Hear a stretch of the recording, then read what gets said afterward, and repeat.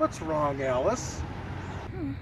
I've been sad ever since hearing about all those oysters in the story. Which story? We've all heard so many. You know the one, the walrus and the carpenter. You know, the sun was shining bright even though it was the middle of the night, and they took many oysters on a walk. Remember? The oysters had their faces scrubbed, coats brushed, their shoes were clean and neat. And this was odd because, you know, they hadn't any feet.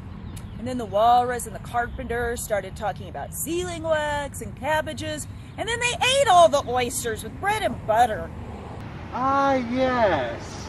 At first you liked the walrus best because he felt sorry for the oysters, or so you thought. True, but then I found out the walrus ate more of the oysters. So I decided they were both rather unpleasant characters. I would agree, but this still doesn't explain why you're here in a graveyard. Oh! I found out that the walrus and the carpenter ate so many oysters, some of which had turned a little blue, that they got sick and they died, which is scarcely odd because they'd eaten every one. Oh, my. Yes, and you know it's quite curious too. I mean, they treated the little oysters almost like their children or their friends, holding their hands, and then they ate them. Really makes them sound like cannibals. Horrible to eat your friends. I found out the last name of the carpenter. His last name is Packer. He's buried right here in this little town.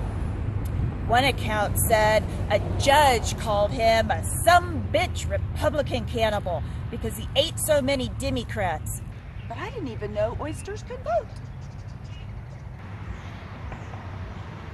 Sounds like a real prince of a guy. Yeah, he was a bad guy while he was still alive. And you know, here, so close to a college and a church and a seminary and a garden, maybe all these things could have helped him out.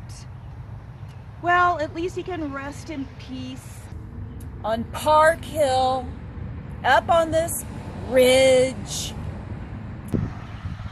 You know, I really like this little town cemetery. Don't you, Rabbit? Oh, my.